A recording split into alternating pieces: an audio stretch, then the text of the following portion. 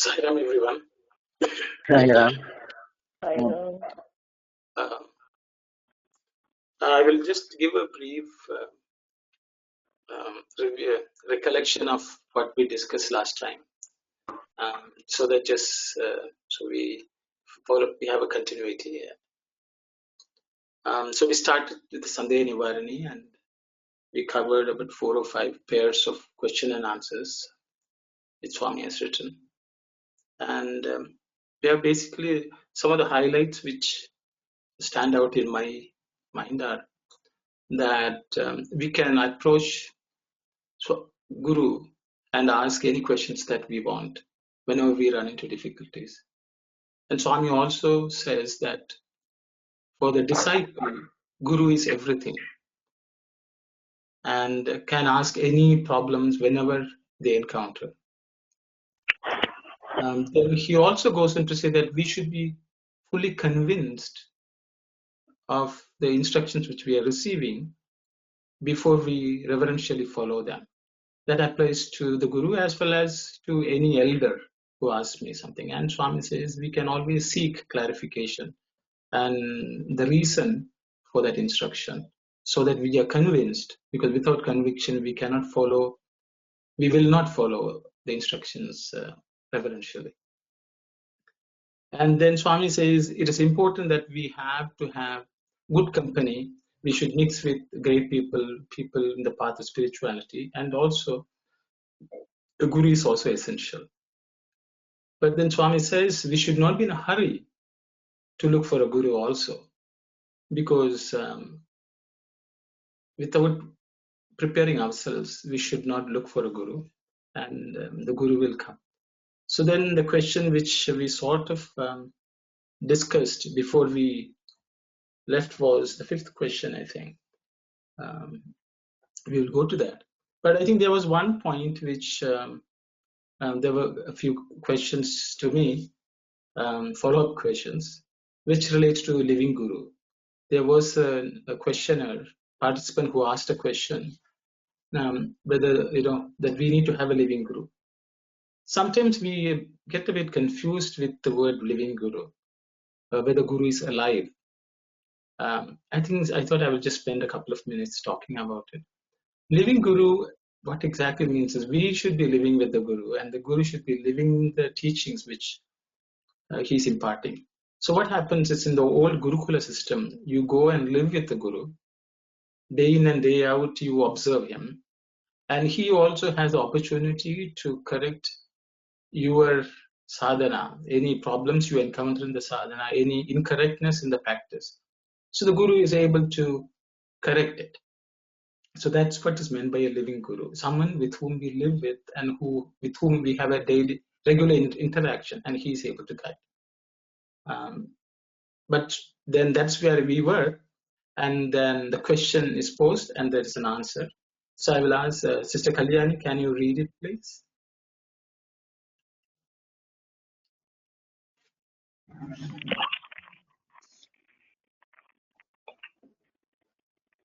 Oh, sure. Yeah, I'm going to.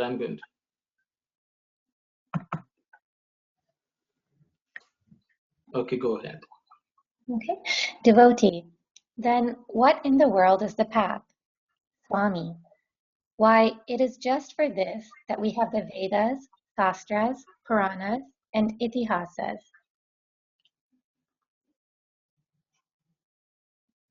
Oh, sorry.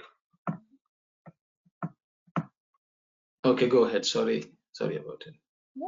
Study them, adhere to the path they teach, and gather the experience.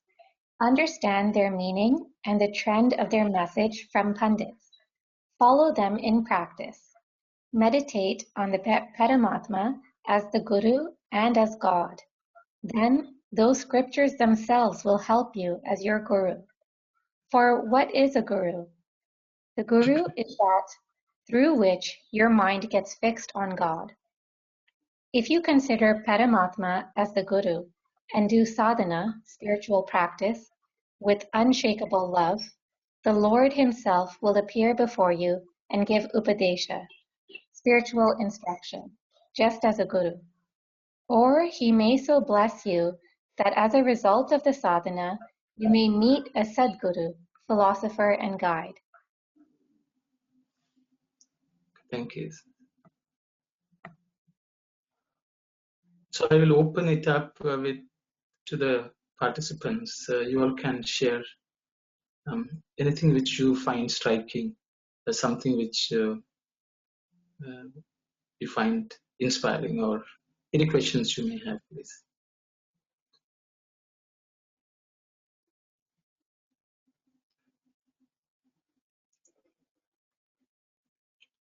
If no one is speaking, I will continue to speak to fill the gap, but you can interrupt me at any point in time, please. So Swami has said that we should not hurry, because I think we have to prepare ourselves to even to receive a guru. So he says we have to study the Vedas, Shastras, Puranas, and Itihasas. These are the scriptures which are available to us. And we have to adhere to the path that they teach, that we have to follow the lessons which we learn from them. And we have to understand the meaning. And if we don't understand, we can reach out to people who may have studied it and clarify and understand it better. And Swami wants us to practice it. He wants us to meditate on the Supreme Lord until we find a physical guru, a living guru. We have to pray to God to guide us, is what Swami says. And if we do so, the books themselves will become our gurus, and so on. And if we follow that unshakable love we have, the Lord Himself will appear, which He has done for many devotees in the past, who did not have a contemporary guru or a guru of a certain caliber they didn't have on a day-to-day basis, and God Himself appeared and helped them out by teaching them what they need to learn. Or, as Swami says, He may bless you because of your spiritual excellence, that you may meet a guru to tree teacher. So I think the test is for us to see how much we are studying, how much we are practicing, how much we are meditating on God, praying, so that we will get the guru we deserve. That's what I think Swami says. Does anyone have anything to say, please?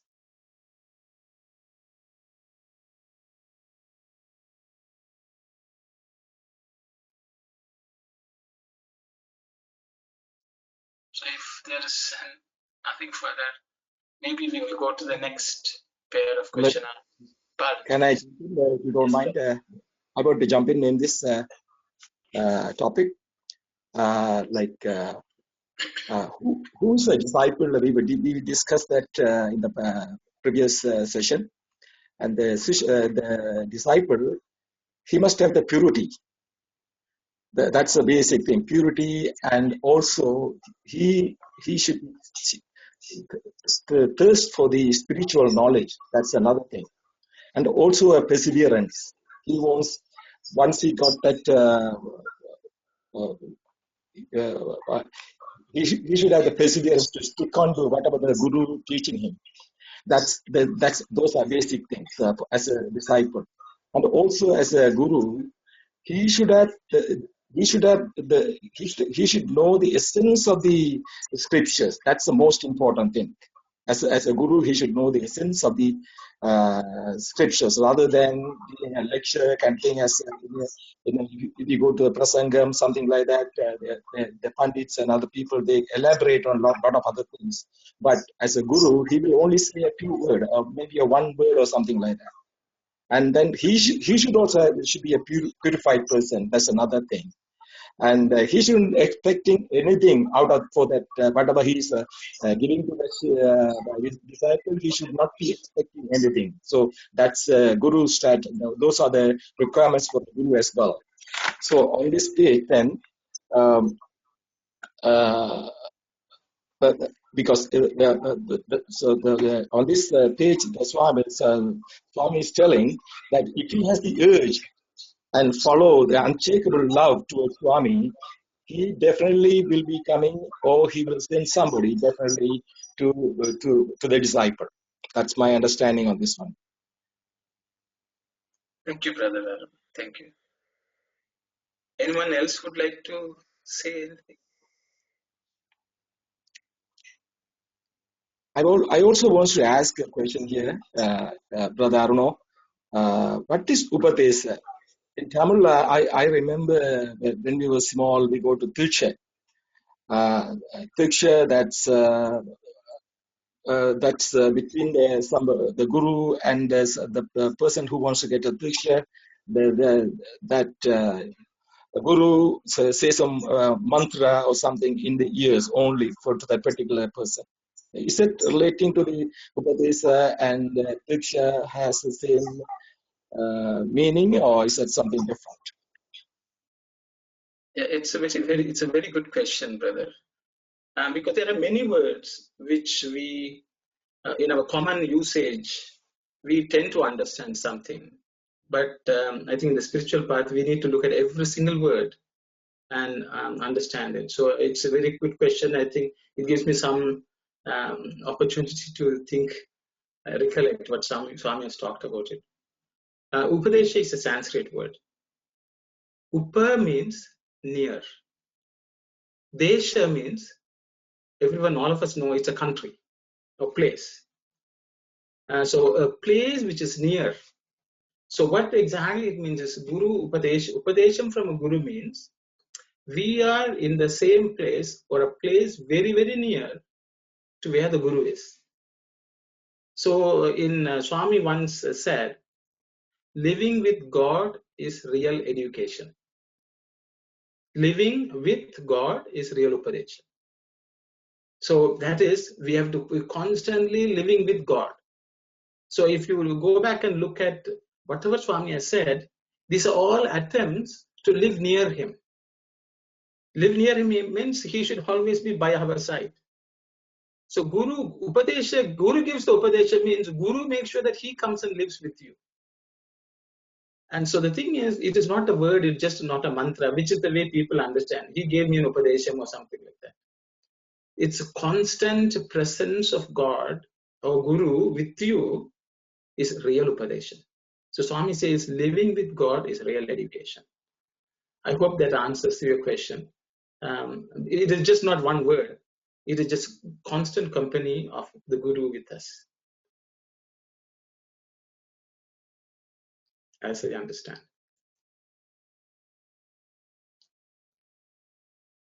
Sairam, anyone else would like to comment on this, please?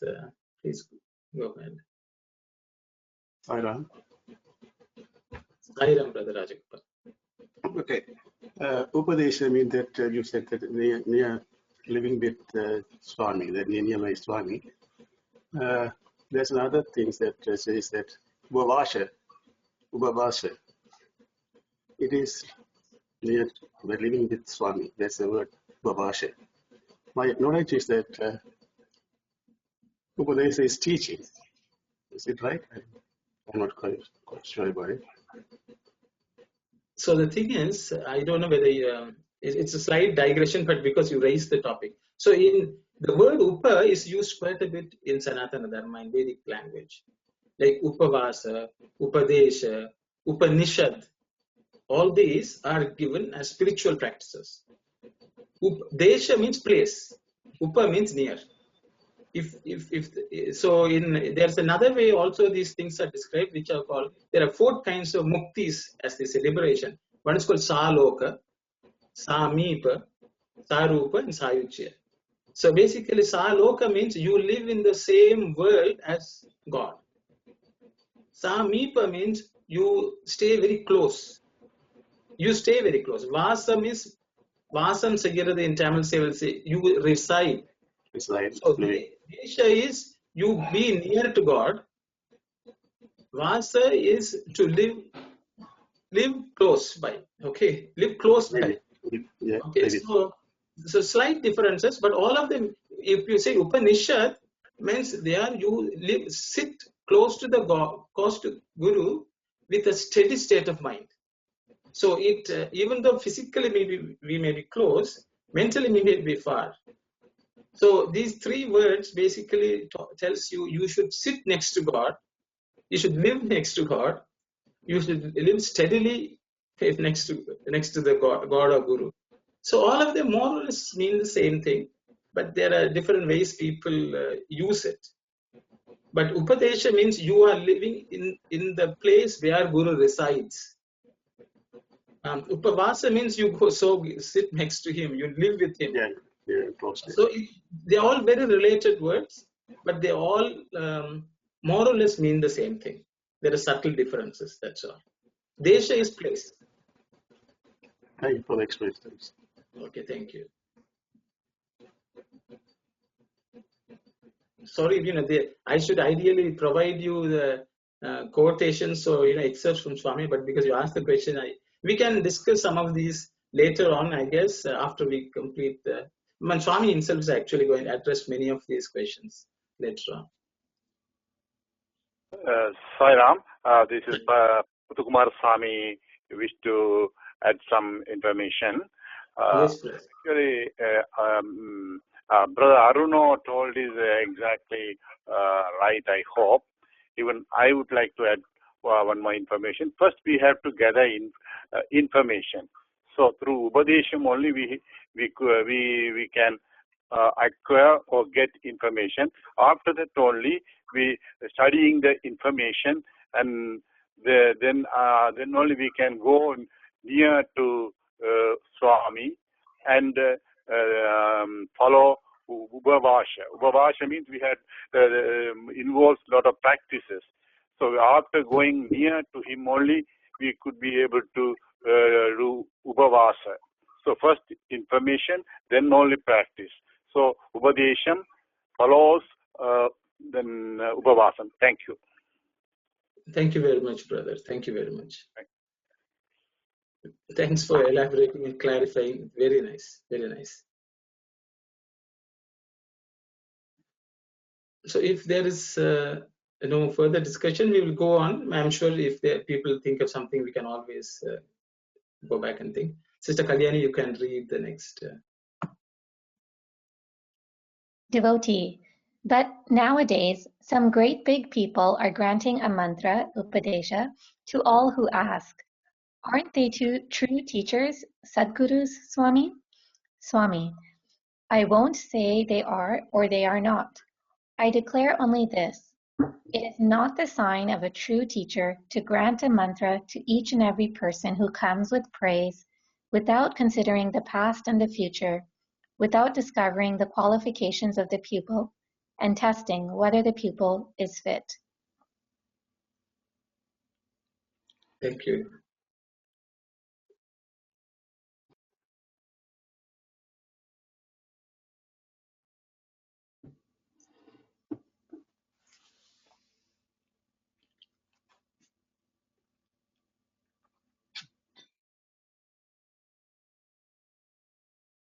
Sairam, I think the floor is open for anyone to comment, please. It doesn't have to be me all the time. Anyone else also can say or ask something.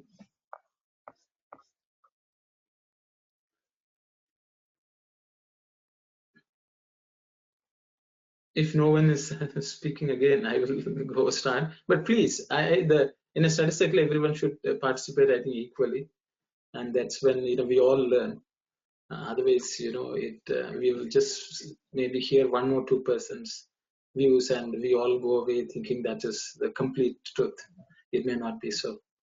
I think Swami is because it is a trap which everyone can fall into, and then sometimes we don't know that we have fallen into a trap.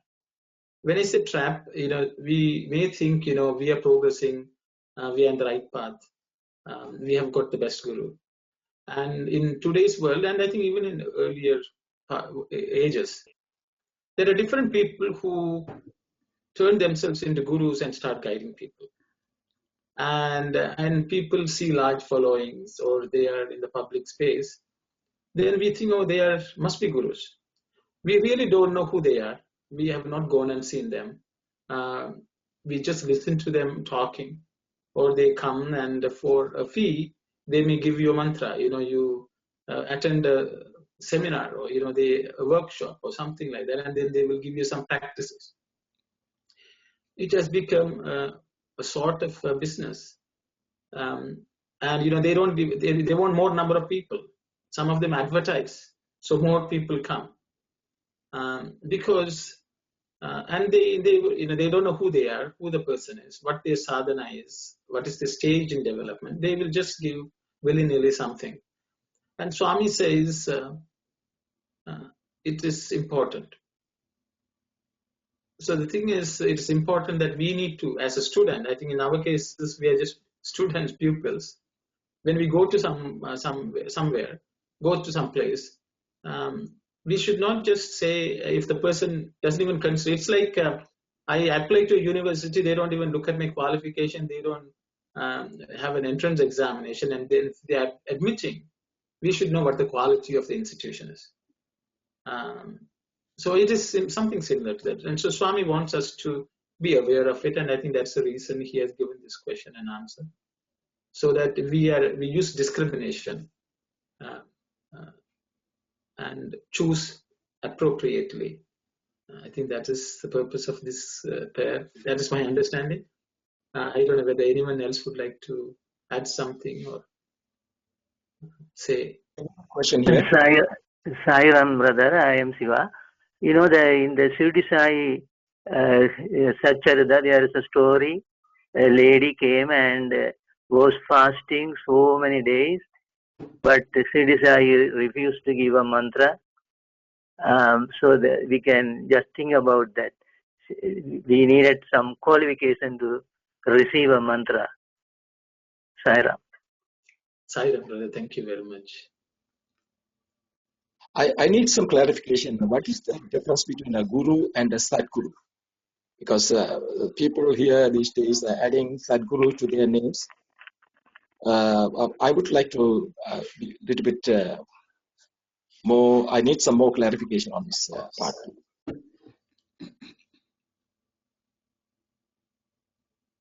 Sai Ram, anyone would like to say something, please? The difference between a guru and a Sadguru.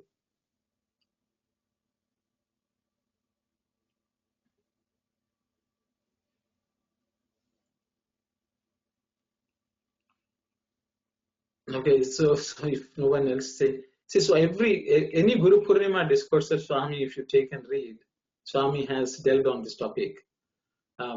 Sat Guru means Sat means true Guru. Swami says only God is fit to be called Sadguru, because Sat means that which never changes. So it may be true that each person has something within them, the Atman, which is not changing. But not everyone is able to live in that state of being where they continuously identify with that Atman. So Swami says only God is fit to be called Sadguru. The God who is the indweller in you is a real Sadguru, is what Swami says.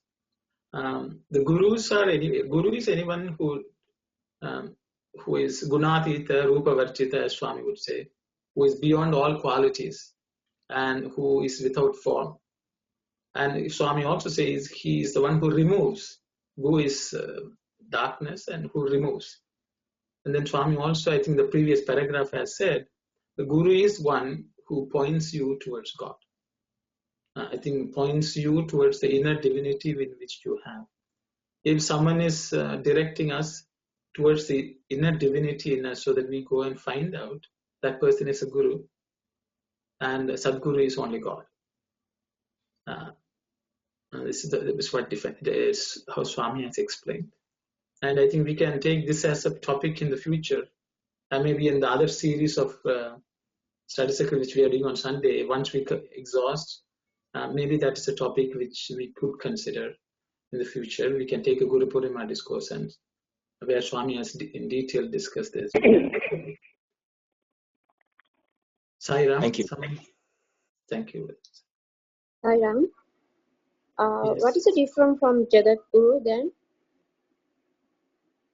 So, Jagat is universe. Okay, the world. universe or world. So Jagadguru is one who becomes a universal teacher. A universal teacher, from what I understand, is one who can transcend any religious, faith-based narrow walls, and who is able to cater to people from various faiths. And Swami was called, I think another person who in the past has been called is Shankaracharya. And Shankaracharya was called a Jagadguru because what happened was when Shankaracharya was born, in India, there were many different belief systems, and all of them were fighting with each other. They were called Shanmada, or there were 6 different religions which were practiced in India at that time. Kaumaram, which worshipped Murugan or Subramania, Ganapatyam, which worshipped Ganapati, Shaivites who worshipped Shiva, Vaishnavites who worshipped Vishnu, Saktas who worshipped Shakti, and Sauram who worshipped Surya, or sun god. So what Shankaracharya did was he was able to connect all of them, and he brought a synthesis. And the Hinduism which we know today was a product of that. So he tried to transcend the barriers between religions, and he tried to unify them. Now, Swami too has done that. There are Christians coming and celebrating Christianity in Puttaparthi, Muslims coming and celebrating Islam, Buddhists coming and celebrating Buddhism. No one feels different. He was able to cater to the needs of every single section of society, country, religious background. So such a person would be considered a Jagadguru who is able to teach anyone and everyone in this world. That's my understanding. So I hope anyone else would like to add something to that. Please go ahead. Correct. Thank you, Auntie. If there's no other further conversation on this pair of question and answer, we can go to the next one. Yes, please. Sairam, brother, so can we have more than one guru? So have Swami as our Sadguru, and we have a guru who taught us slokas, some chants, and another person who imparts spiritual knowledge. And do we have to always, what if we don't agree with something that our guru says? So there are 2 questions I'm asking. Do we have to always go with what the guru says? And can we have more than one guru? Thank you, sister. So I will ask, we'll open it up for anyone to say something, please. Sairam, brother, Sairam, all brothers and sisters. I also have a question in the same line as Sister Doshi. For example, I have chosen Swami as my guru. The 4 other sisters and brothers, a different person or the different guru, who or she may be their Sadguru. For example, for me, my mother is the greatest person in the world. For Sister Kalyani, of course, certainly her mother would be a best person in the world. I'm wondering that whether can we compare or criticize, the different gurus, which is the best one, mine is the best one, or the other guru is the best one, because for each and every one, in my understanding, the God or someone has given, he or she is the guru for you, and that guru will give you all sort of knowledge and to liberate ourselves. I need a little bit of clarification on this one. Thank you, Saira. Thank you very much, sister. Anyone would like to address these questions, please?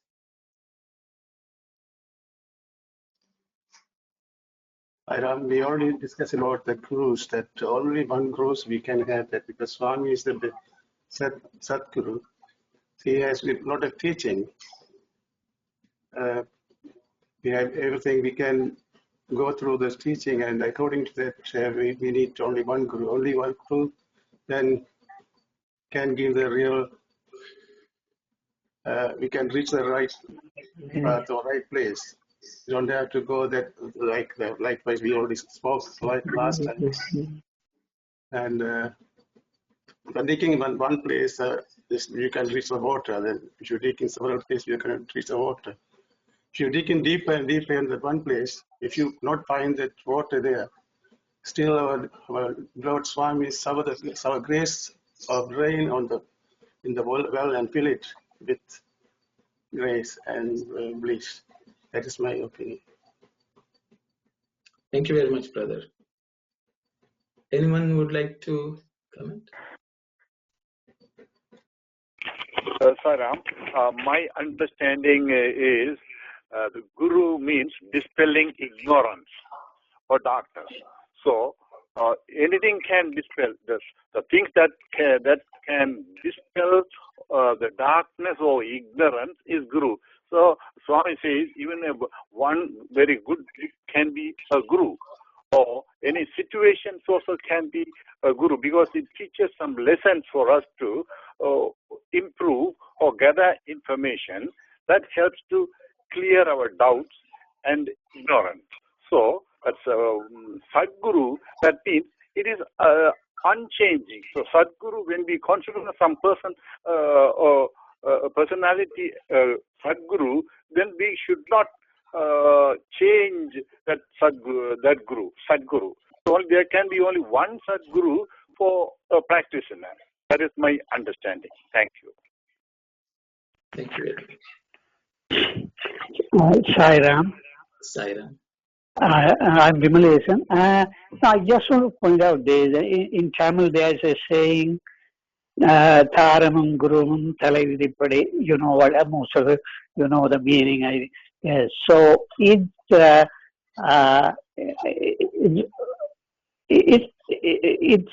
guru can be only one person, Sadguru or Guru. I think the loyalty, you can't have multiple loyalties. But of course, you can respect and learn from others, listen to other gurus, other spiritual leaders. That's different. But the loyalty as a guru can be to only one person. That's my understanding. Thank you, Saira. Thank you, brother. I also agree with this brother that, if we have chosen a guru for ourselves, we have to stick with that guru. And we shouldn't go in the different gurus. I am very certain about that one. Once we stick with one guru, we should, we should firmly believe in that guru, and whatever the guru said, we should be taken as the best upadesh for us. Thank you, Saira. Thank you, sister. Sairam, brother. This is Sitaram. Yes. Brother, my thought is, I think last week we discussed that Swami was telling a quality of true disciple is that Guru is everything for him or her.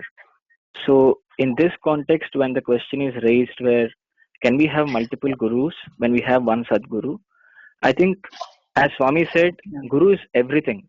So as a true disciple, we need to see whoever is our Guru, it can be Swami or whomever we have chosen, that particular Guru has to be seen in everything good for us. So for example, one of the aunties was telling that my mother is greatest Guru for me.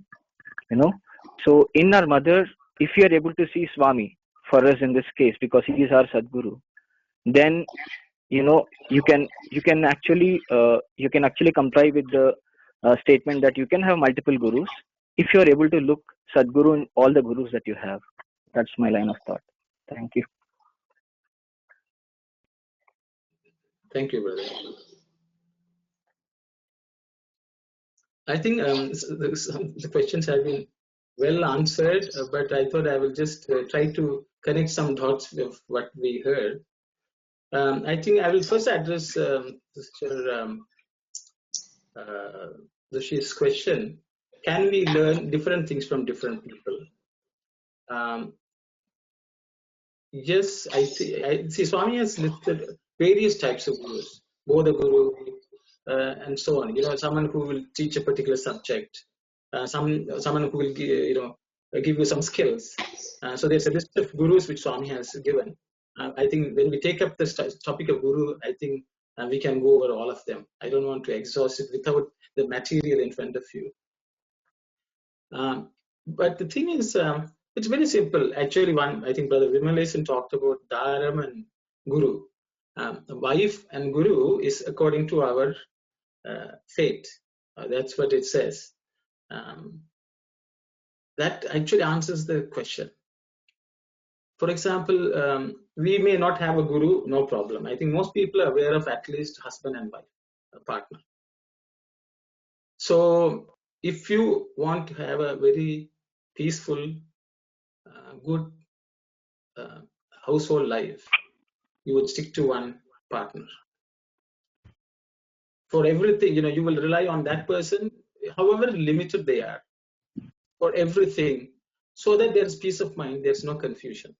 There's a reality that there are many people who multiple times get married, but their life is also that much complicated.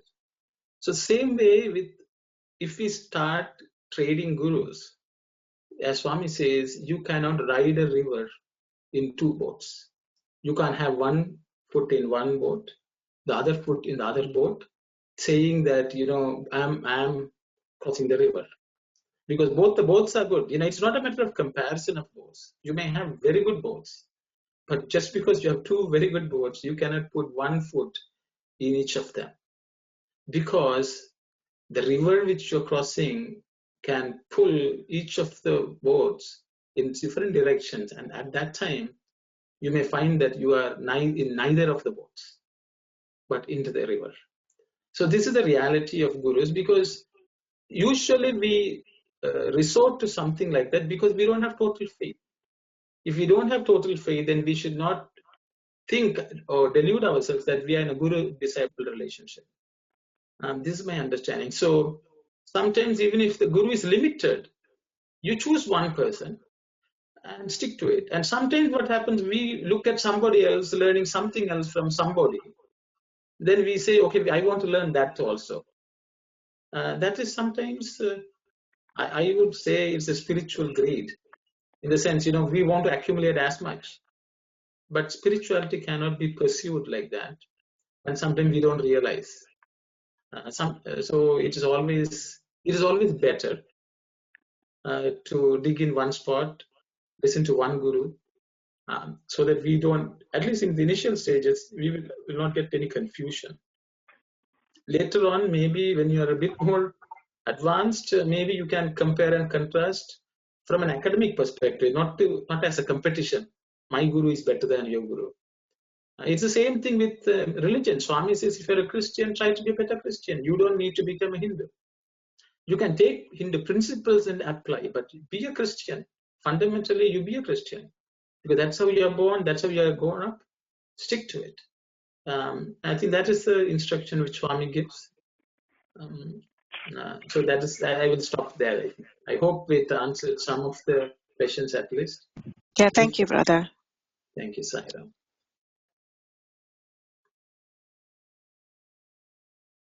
If,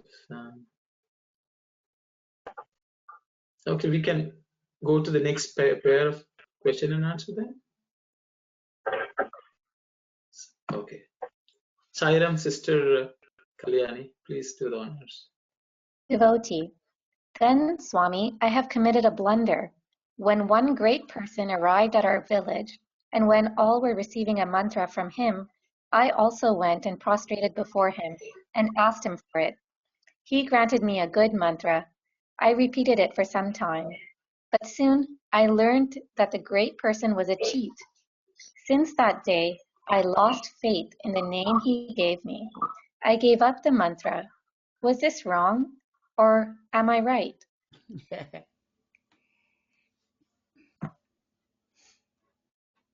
Swami, do you doubt the right and wrong of this? It is very wrong. Just as the Guru, as I told you now, examines the qualifications of the disciple also has to critically examine the credentials of the Guru before receiving a mantra. Yes, that's right. Your first mistake was that you didn't pay attention to this, but hastily accepted the mantra. Well, even if the Guru gave it without the necessary qualification, why did you break your vow and stop repeating the name? That is the second mistake, casting the fault of another on the sacred name of God. Thank you, sister.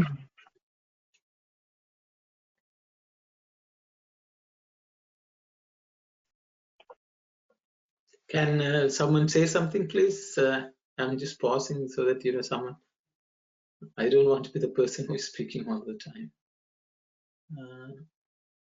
Brothers, sisters, aunties, please say something.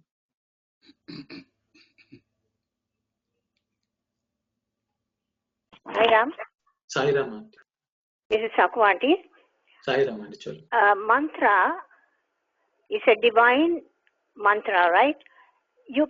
Can a devotee, not knowing his standard or his belief, go and ask for mantras? Isn't it he has to yearn, and when the right time comes, the Guru himself will come and make it clear to him, instead of me going and buying like in the supermarket? This is my question. I think that answer has been given in the previous few question and answers, I think, Sister Auntie.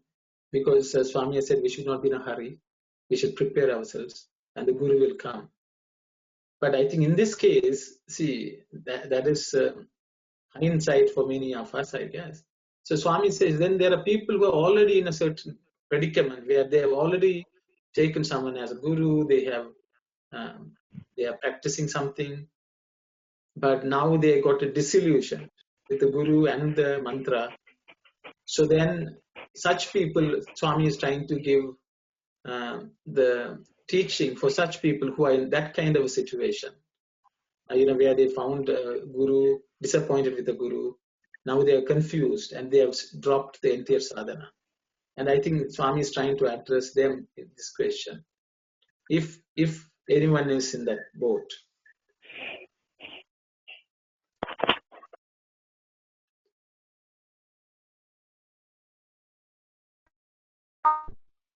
Sairam.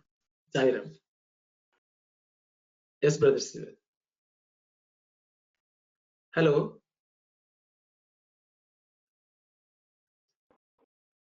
Just to, for the people on the phone, I thought I would just remind you that the way to unmute yourself is to press star and 6, and then you can speak, please.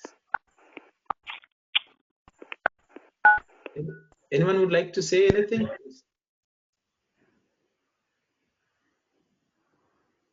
If no one is saying, so then I will go. Sairam. So, I in the life history of Swami Vivekananda, he tested Sri Ramakrishna many times. Several tests he put before him, and only after that he accepted Sri Ramakrishna as his Guru. This is a good example in the recent history. Thank you, Sir. Thank you very much. Thank you very much, Brother Sivadas. Swami himself has spoken about it at many occasions. Thank you. So I think I will briefly say, that Swami wants us to go through our own. I think as Auntie Sakhu said, we have to first evaluate ourselves whether we are fit and work on improving ourselves. The second thing is we have to also evaluate the Guru before we accept them. Willy-nilly, we should not go and get anything from anywhere. And I think the third thing which Swami is saying is, once you have accepted a mantra, just because you don't like the Guru, don't drop the mantra also. because the mantra is more precious than the Guru. So you should not fault the sacred name of God. And I think that's also a warning which Swami is giving us. We need to see the separation between the mantra and the Guru, and both of them, which have to be treated through different criteria. And the name of God, we should not cast any doubt, is what Swami says, is what I understood.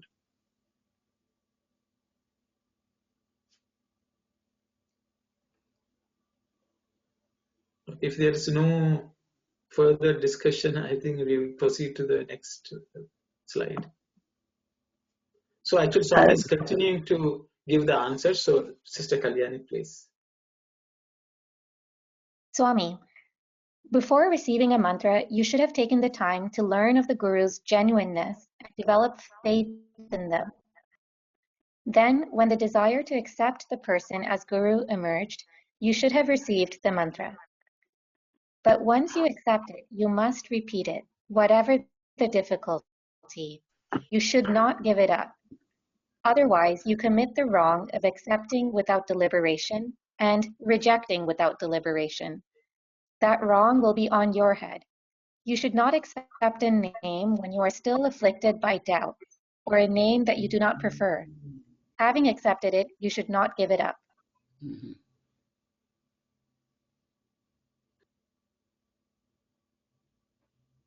Sairam. Swami is, I think, re-emphasizing the same point which she repeating and explaining to us.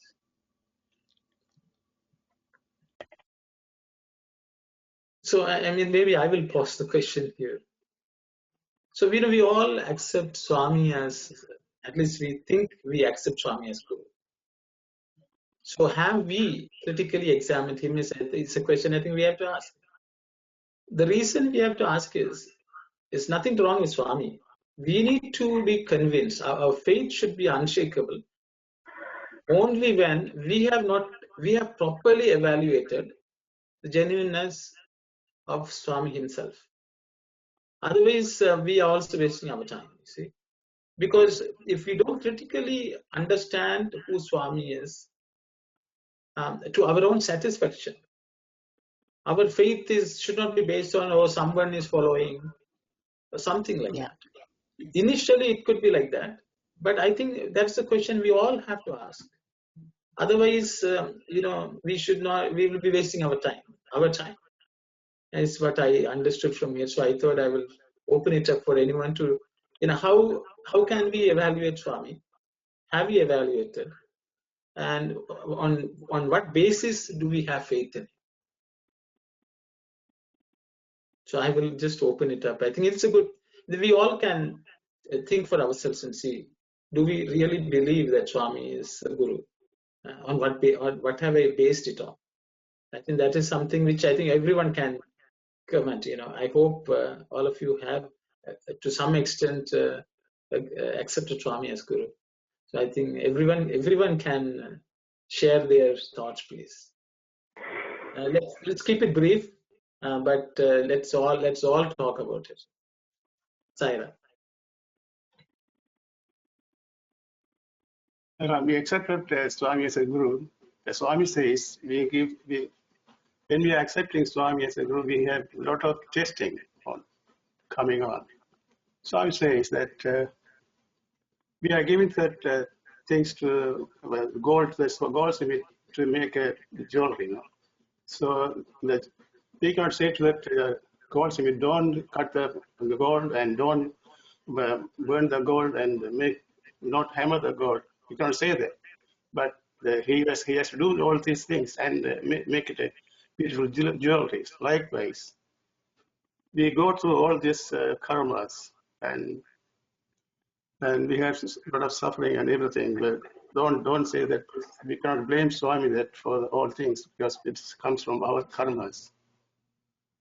And also Swami always looking after us and always give that good things for us.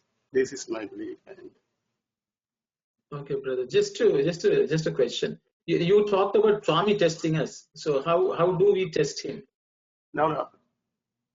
Swami not Swami is testing our faith. Are we in a strong faith we have? We never go away from his faith. If any testing come upon us. Okay, brother. Thank you, Sahil. Anyone else would say something, please? Yes, we have accepted Swami as 100% as God and only Sadguru, at least for personally, because I have seen him and spoken to him. And some of the miracles I feel nothing major, but every day, like small things. When I have a question, he somehow answers. When I open a book, or I hear a speech, or he comes in my dreams. So that's how I know he's God, and I don't have a slightest doubt about it. Saira. Okay, thank you, sister. Anyone else, please? Sairam sisters and brothers, this is Ananthi. When I was at the age of 14, my uncle first introduced Swami, and at the time I was not convinced. I told repeatedly my uncle that even though you are telling stories and stories one after the other, and I'm not convinced. One day, my uncle put me in a room there in the prayer room. It's in the Jaffna Second Cross Street. Their family were ardent devotees of Swami, and at the time, when I was sleeping at in Swami's room, in their house, I told Swami, even though they told me several stories about you, maybe at this age, I'm not convinced at all. And please prove me you are the Guru or the Satguru to me. If you prove me, I will surrender at your feet at the moment. And at the time, as a little girl, I just had a tiny little challenge. My watch, it didn't run for several weeks, and I just put in front of Swami, if you are a real Swami, and if whatever my uncle told me is really true and everything, I put at your feet, and when I wake up, you show me, And in the whole night, in my dream, Swami was coming and doing all kind of things. And I woke up at the 5 o'clock. It's a Suprabhadam time. It's like Puttapati, they will be doing everything. And I looked at my watch, those days you all can remember date, time, date. And, everything perfect, 4:30 a.m. And that watch, it never stopped afterwards until I lost that watch in 1985 in my hostel at the university. So from the time onwards, I challenged Swami. I got it. I surrendered at his feet. I never ever, got up from my surrendering. That's my little story, how I challenged at the age of 14. Yeah.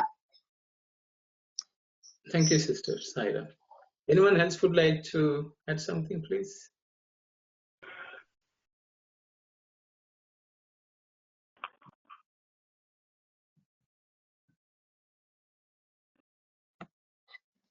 Sahiram, Vimalation. No, because we had some personal experience, and then we are convinced that Swami is God, avatar, and we accepted him as Guru. But I just want to point out this also. But there are generations of Sai devotees, or any. So because just one person with some personal experience convinced and become a Swami's devotee, and then their children from the childhood they are brought up in Sai, for all the environment, and they become Sai devotees naturally. So, but that means their fate also is with Swami, as I told earlier, Taram Guru and Dalavari, because so that their fate was that, so that they were born in that family. So it's all sort of Swami decide who becomes into his fold. Sairam. Thank you. Sairam, anyone would like to add to this, please? Sairam.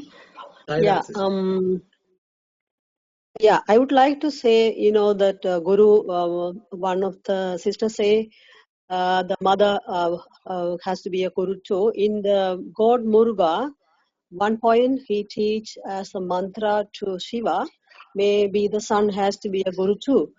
Each situation can, the Guru is no definition, I think. And also some people confuse. I always accept Swami as a Guru. But any spiritual person come to in Canada to temples or somewhere, he's doing a special puja on Varalakshmi or any special day. We go there and he teaches the same mantra as a Gayatri mantra. He teaches and how to do pujas and things like that. Some of the pujas we don't know how to do. He perform and everything. We go there and follow the thing. Some people think we shouldn't go there to the temple or anywhere. We accept as a Swami, as a Guru. I believe in special occasions we go to temple to go. The temples are, created for people go there and pray and everything. Some people think we shouldn't go to temple. We never go to temple when we accept Swami as a Guru. But I believe it depends on the person how to, accept the Swami as a Guru. In the meantime, the children, everything special occasion, they want to go to temple, we can go to temples too. Some people there, that is wrong. That is my question. Can you please explain to me?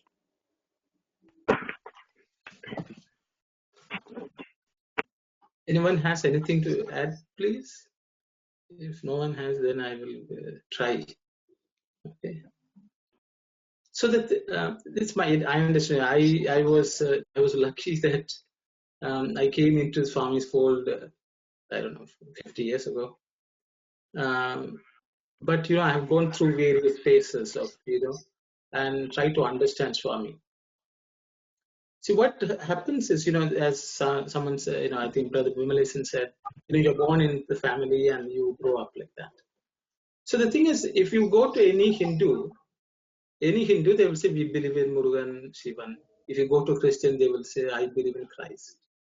And then that's the statement. And then we go our way. As we discussed a little earlier, we need to have the yearning to find the Guru. So what it means is, even if the person is next to us, if we have not developed that ability, we will not benefit from them, is my understanding. The thing is, it is like, you're a small child, I'm going to take a little more time. If it's too boring, please stop me. See, if a child a child is enrolled in a school, the child goes there, and if they get candy or they get toys or they get to play, they're very happy. They think this is the best school. So just mute everyone, I guess. 1 second, sorry. Okay, sorry, go ahead. So I will. So what's happening is, so the thing is, there are different reasons we give to go to school. A child at a small kindergarten stage, they go only because they're going to get candy, they can play with their friends. Hello? They don't even understand that they are going to study. They will say this is the best school because the teacher is always giving candy. After a little while, we will understand we are going to study. So then what happens, we find the teacher telling things which we really don't know, and then we are impressed with teachers who are able to give answers to our questions. Then later on, we may find out the teachers who are teaching us in smaller classes, actually they didn't know much. As we progress, maybe sometimes the youngsters progress, about the elders who did not spend much time studying certain subjects. I'm just talking about school subjects. Then you find a guide when you're going to do a PhD. You find a guide who is very much knowledgeable in your own subject. And then it may come to a time when you become almost an equal to your own guide, because when your understanding is very good. But at that stage, when you go to the PhD stage, when you choose a guide, you are not going to use the reasons, is he giving me candy? Okay, we know very well what we have gone for, and we have some idea whether that person understands our subject and whether he is in a position to guide us. So until the person, until we evaluate that person in that capacity, we will not have the respect also for that person. If we know this person, from him we can learn a lot, any opportunity we get, we will be sticking to that person. We will go, in the ancient days, if somebody wants to learn music, in initial stages, I think parents have to beat the person and say, you have to practice at home, you have gone to the class, the teacher will give some candy, so you will go learn. But once you get hooked to music, you will search a guru whose music you are just transported, and then this person will go and live with that guru. He will sweep the house, do all the chores at home, and wherever the guru goes and sings, they will go and sit there and learn. They will not even waste a minute because of the love for the music and respect for the guru. So the same way in the path of spirituality, we need to understand why we are in the path of spirituality. In the path of spirituality, we are only to make ourselves a better person. And the only way to test is the lessons he is giving, are they working in our life? Am I able to become a better person? And also we will find out that, as I think a few sisters mentioned, whenever we have a question, he will somehow arrange to provide the answer to us. Or sometimes he will come in our dream and answer the question, only so that we can spiritually progress. So my personal view is, we need to know very clearly why we are spending our time. And so the only way we can test Swami is to see how far we are progressing. If we are progressing, the more and more progressing we make, the more and more attached we will become. When we come to a stage when we realize that he is able to guide us in every single area of our life, we will not have any need for anyone else in this world. Not for anyone. No human beings. And only at that stage, many great saints have said, Mata nasti, Pita nasti, I don't have father, I don't have mother. You are everything for me. That kind of devotion, when we cultivate in a guru, then, only then, the guru will provide an upadesha. So we need to know where we are, and from that we can understand whether we have done the homework on ourselves, we have done the homework on Swami or the Guru, and then, only then, we have become sort of eligible to receive upadesha from Guru. So that is why it is very, very important. Because because as a child I had different ways of understanding Swami, but today I understand him in completely different ways. The only way I understand is, whenever life poses any challenges to me, am I able to deal with them in the most positive state, with the most positive state of mind, that challenge which is posed to me, with the teachings he has granted me. Once I know that, I don't need anyone else in the world. I don't need to go to any temple, because he is there constantly, then I don't have to seek him anywhere. But until we reach that state, we try different things. That's no harm in that, because we are all trying to grow. But the day we become aware that the reason why we are in this is to make ourselves a better person, make ourselves live in the most peaceful manner, facing any challenge in this world. Because all of our lives are filled with challenges. We all have our own individual problems. How much are they troubling us? If they are troubling us, then we are not better at dealing with it. And is Swami going to help me with that? Once we know that, we don't have a need for anyone anywhere. But But that's a long journey we have to work on. We have to read, we have to study, we have to think, we have to do all that what Swami told in the previous question answers. If we are constantly doing that, then only then we will understand he is our Guru.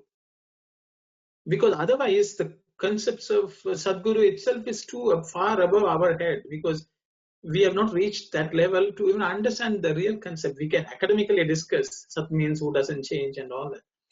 That means Sadguru means if you're calling somebody Sadguru, you really don't need anyone anywhere in this world.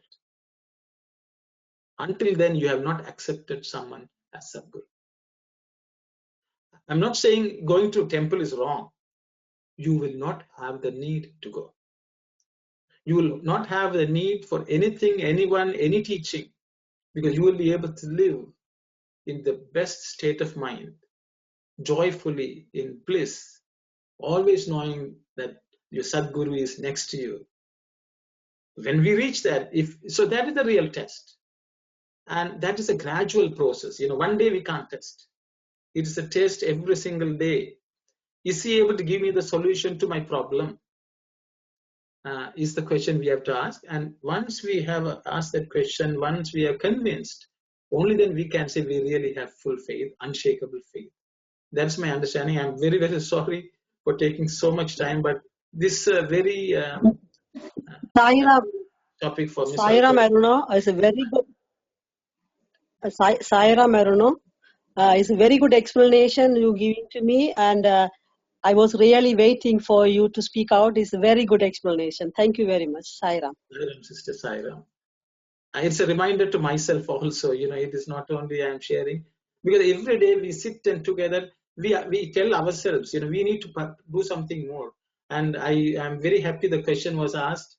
So it is a reminder, telling myself, be strong, work on it harder. That's the way I felt. Thank you very much for the question, and thanks for patient listening also, Saira. Thanks for your wonderful explanation and answer for that. Thanks, brother. Thank you, Anna. Thank you, Anna. Does anyone have anything to add? Please go ahead. I am. Sairam, this is Muthukumar Sami. I also wish to add something. Actually, initially we go to any guru with the intention of getting some material benefits or getting over some difficulties, problem, and all that. Then after that, after listening his upadesham, that is information or teaching, then only we start to grow. And then Baba is telling, after that you have to inquire yourself. Inquire yourself. When we start to inquire ourselves, then we start to grow, and ultimately we don't find fault with any other external gurus. So then we won't be able to disbelieve Guru, because we have to attain some state of understanding that everything for our progress and our growth. So it will take some time to level. And thank you very much. Thank you, brother. Thank you. Anyone would like to add something, please?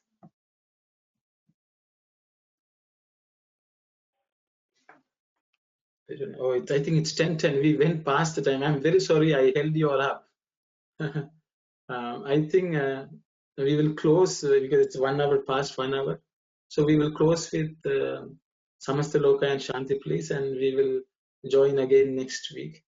And if anyone is dialing tomorrow evening at 3:30, we will continue with our other series of studies. And there's a Tamil one today as well at 3:30. If anyone is interested. Thank you very much, Saira. Okay, we'll close with Samasta Loka and Shanti.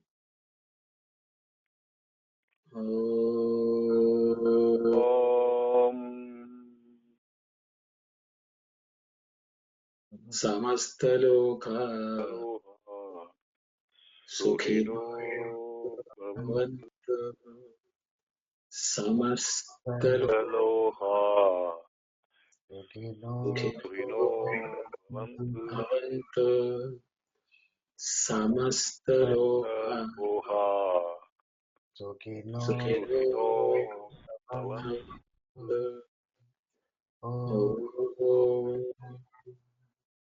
Shanti Shanti Shanti. Jai Sai Ram. Thank you. Jai Sai Ram. Sai Ram. Bye. Ram.